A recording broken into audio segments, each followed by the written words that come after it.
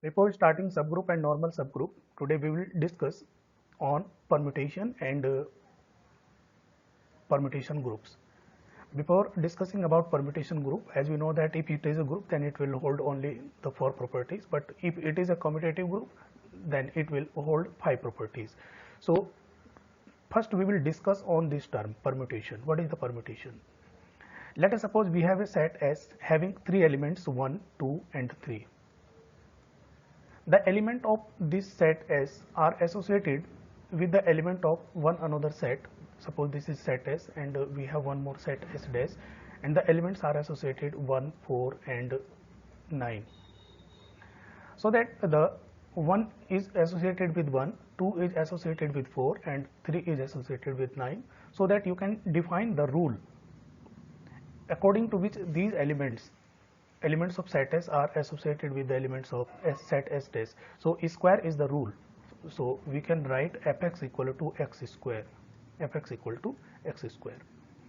Here the square of 2 is 4, square of 3 is 9, while the square of 1 is 1. So this association is called mapping. If the element of one set is associated with the element of another set, then this association is called mapping. But in permutation, the set of element, we are writing this again 1, 2 and 3. This is the set S. If the elements of set S is also associated or only associated with the element of itself, let us 1 is associated with 2, 2 is associated with 3 and 3 is associated with 1. It means the elements are associated within one group or within one set. So such type of association is called permutation. So the permutation, in case of permutation, it must be 1-1 mapping. It means one element will be associated with one. Any two element cannot be associated on one. For an example, suppose we have element 1 and 2, they cannot associated with a single element 3. So this is not allowed here. Otherwise it is many-one. So many-one mapping is not allowed here. Here we will use 1-1 mapping. Okay. So according to definition, let us suppose S is a finite set. It is mandatory that permutation can be applied on a finite set. This set has capital N, which is the number of elements. Then it will be a permutation if the element of this set are associated with the elements of its own elements. So this will be called the permutation of degree n. For an example, we have a set S and having 4 elements 1, 2, 3, 4. So in first row you will write the number of elements.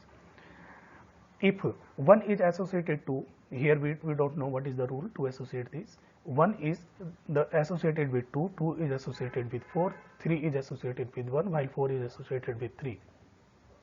So 2, 4, 1, 3, these all elements belongs to set S. So such type of association or mapping is called permutation. If a set has n distinct elements, then the total number of permutations will be factorial n. It is very important concept about the permutation. It means the total number of combination can be factorial n. For an example, we have the elements 1 and 2. So the total number of association can be of 2 type. The first association can be 1 can be associated with 2 and 2 can be associated with 1. This is the first option. 1 is associated with 2 and 2 is associated with 1. Or the second option is 1 is associated with 1 and 2 is associated with 2.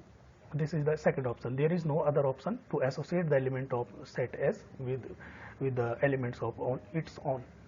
So these are only 2 possibilities to make permutations. If you are taking 3 elements, then there will be factorial 3. It means 6 total possible permutations, while if you are taking 4 elements, then the total number of permutations will be factorial 4. In this example, it is shown that how to find the product of 2 permutations. Here there is a one permutation f and there is second permutation g. You have to find the value of fg and gf, and we will also show that fg is not equal to gf. we are writing here f and we are writing z. So the product of fz will be f into z. You cannot change the order of f and z. If f is appearing first, then its value will be appeared first. If z is in last, then its matrix will be written in last. How to find the product? Here, check. 1 is associated with 1, 1 is associated with 1. From this, you have checked this column. 1 is associated with 1. In second column, check that this 1 is associated with which element. So in first column here, 1 is associated with 2. So this is the permutation from first matrix and this is the mapping from second matrix. 1 is associated with 1. So this 1 is associated with 2. So we can say that directly this 1 is associated with 2. So this is the final result. So by these two columns, 1 is associated with 1 and 1 is associated with 2. You will write 1 is associated with 2. Again, in second column, we see that 2 is associated with 3 and 3 is associated with 1. So finally, we can say that this 2 will be associated with 1. So you will write here 2, 1. In third column, 3 is associated with 2 and 2 is associated with 3. So 3 is associated with itself. So 3 is associated with 3. So the product of fz is equal to this. This is the result.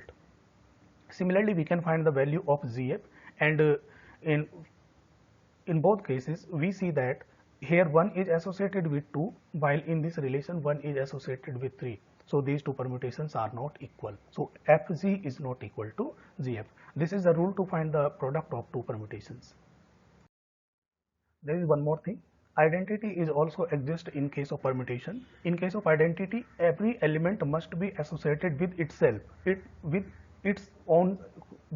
must be associated with its own.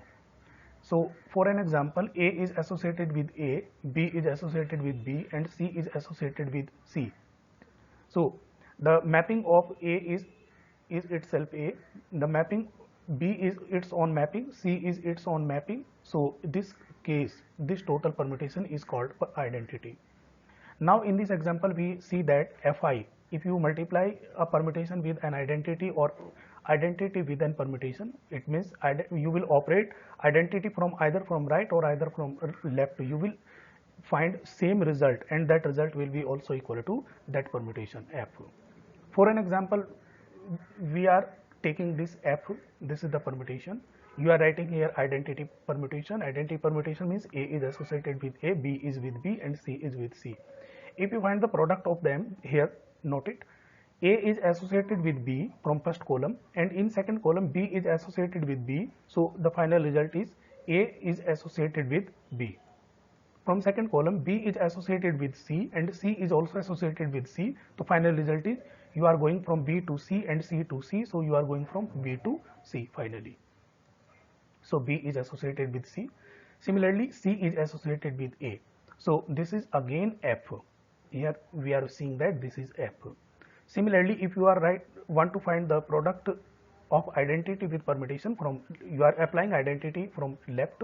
So you see that A is associated with A, and from here A is associated with B. So finally we can say that A is associated with B. So you are writing here first column. B is associated with B. Here B is associated with C. So finally the conclusion is B is associated with C. In third column, we see that C is associated with C. Again, C is associated with A. So we can say that C is associated with A. There is no change in this permutation. So this is also equal to F. So we can say that Fi equal to If equal to F. There is one more basic problem, is how to find the inverse of a permutation. So in this example, we have to find the permutation of this. We have to find the inverse of this permutation. So first, in every case, the first row will be in either it is of identity or it is of inverse. The first row will be written as it. Here there are 4 elements, 1, 2, 3, 4, and we have writing here 1, 2, 3, 4. This is the permutation. So let us suppose that the permutation of this matrix is this. Sorry, inverse of this matrix is this. Here 1 is associated with X, 2 is associated with Y, 3 is associated with Z, and 4 is associated with T. X, Y, Z and T, these are 4 arbitrary Susan variables. So in this problem we will find the value of x, y and z. What is the correct values? What are the correct values of x, y, z and t? If this is our permutation and this is the inverse of this permutation, then it will gives identity, because we know that if we multiply any element, because here permutation is working as an element, with its inverse, then we will get identity E.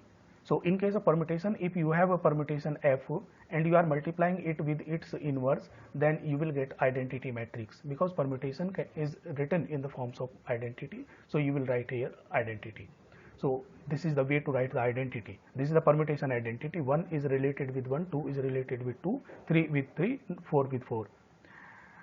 You will not write here the identity matrix. This is the permutation identity. Now we will multiply this. 1 is associated with 1. In this case, 1 is associated with x. So finally we can write 1 is associated with x. In second case, 2 is associated with 3, and here 3 is associated with z. So finally 2 is associated with z. Similarly, 3 is associated with 4, 4 with t. So you can write 3 with t. 4 is associated with 2 and 2 is associated with y. So you can write that 4 is associated with 4, and this is equal to this permutation matrix, permutation identity. Now if we compare the second row in both matrices, x is equal to 1, y, z is equal to 2, t equal to 3 and y equal to 4. This is the way to find the inverse of a matrix. So now you will substitute the values of these x, y, z and t in this matrix. So you can say that the inverse of this matrix is this. This is the way to find the inverse of a permutation. So now we will make all total permutations. How we will make these? 1, 2, 3, 1, 2, 3. First fix this 1 with 1 and interchange these two. 2 is associated with 2, 3 is associated with 3. After that you will interchange these. 3 will be associated with 2 and 2 will be associated with 3. So this is first combination and this is second combination. Here you are fixing this 1 with 1. Again fix 1 with 2 and interchange these two combinations. 1 is fixed with 2, 1 is fixed with 2, and we have changed these combinations. Again fix 1 with 3. So we have fixed 1 with 3 here and interchange these two combinations, 2 with 1 and 2 with 3. So these are the total number of 6 combinations. Now because this is the case of finite element, so to prove this is a group, we will create a composition table.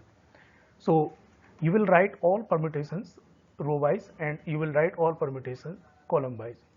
In this, here we see that f is an identity. So if you are multiplying any of them with f1, then you will get the same result. So the second row will be as it. If you are multiplying f2 with f1, so f1 is an identity, you will get here f2. Again multiply f2 with f2. This is your rough work. So please try to calculate. Multiply this f2 with itself f2. So find the new result and check that this is equivalent to one of them or not. So if we find the all possible compositions with these permutations, so we get this composition table. Now we will prove these 4 properties. The first property will be closure property. Please copy this composition table. We are going on next slide.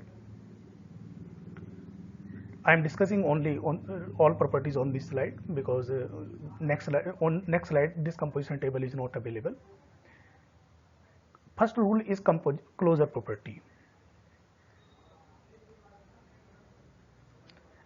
Let the f1, f2, f3 up to f6, the collection of these all permutations are available in a set G. So we will prove that this G is a group. To prove the closure property, we will write this. In composition table, we see that the composition of each permutation is available in Z. It means in our composition table, there is no new element which is not available in G. It means the composition of each permutation is the is available in Z. So we will say that the closure property satisfied. Second is identity axiom. In this composition table, we see that F1 is the identity permutation. This is the identity permutation, so identity good holds. Now we will write the inverse. For in case of F1, we get F1 here, so we get identity here, so F1 is its own inverse. For F2, we get here, if we multiply F2 by F2, we get F1. This is an identity, so F2 is its own inverse. Similarly, F3 is its own inverse, F4 is its own inverse, F5 is its own inverse, and F6 is its own inverse. So directly we can say that every permutation is its own inverse. Now is the case of associativity. Student will verify you can take any three combination F1, F2 and F3. You can choose any three and you can multiply.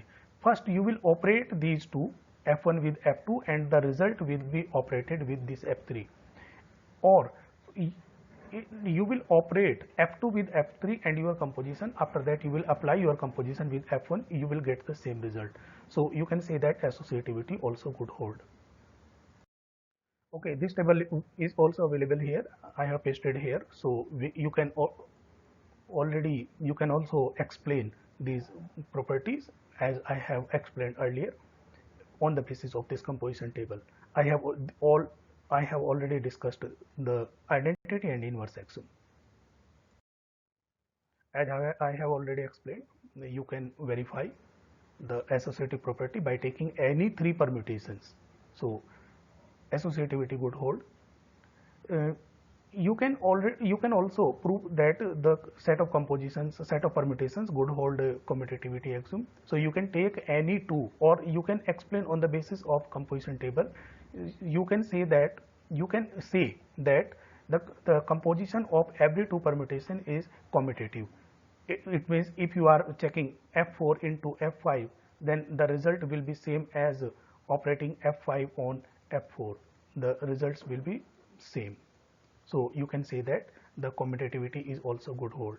So finally we can say that the set of all permutations made by the set A having three elements 1, 2, 3, 1, 2, 3, the set of all permutations made by this set is a commutative group.